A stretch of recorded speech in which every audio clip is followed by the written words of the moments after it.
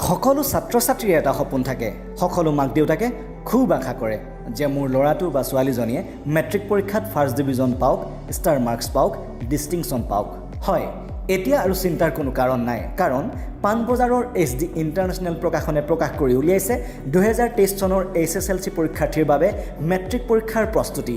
সেবাৰ matric পৰীক্ষাৰ question পেপাৰৰ নতুন ব্লুপ্ৰিণ্ট পেটাৰ্নৰ আধাৰত প্ৰণীত এই মেট্ৰিক পৰীক্ষাৰ প্ৰস্তুতি কিতাপখন